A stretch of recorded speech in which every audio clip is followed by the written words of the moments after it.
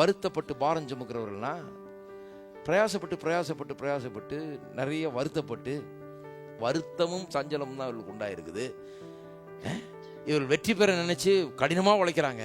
கடைசியில் இந்த கடினமா உழைச்சதுனால மனைவி போயிடுச்சு, முதல்ல புருஷன் போயிட்டான், இல்லது பிள்ளைகள் ஒன்றும் இல்லாமல் போயிடுச்சு, அல்லது ஏதாவது ஒன்று தாறுமாறா போகுது. ஏன்னா இவங்க வருத்தப்பட்டு பாரம் சுமந்து இவங்க வெற்றிக்காக உழைத்து கொண்டிருக்கிறாங்க.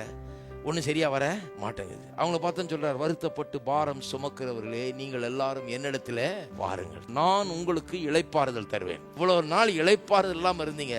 கடின உழைப்பு, பாரம் சுமக்கிறது, வருத்தப்படுறது, சஞ்சலம், இதுதான் உங்களுடைய வாழ்க்கையா இருந்தது. என்னிடத்துல வாருங்கள், நான் உங்களுக்கு இளைப்பாறுதல் தருவேன்றாரு. நீ என்னோட ஜாயின் பண்ணிக்க, என்ன நம்பி வா.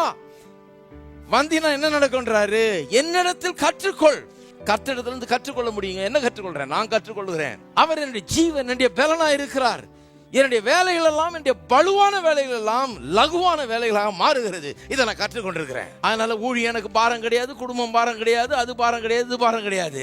எல்லா பாரத்தையும் அவர் என்னவாக்குகிறார்? லகுவாக மாற்றுகிறார்.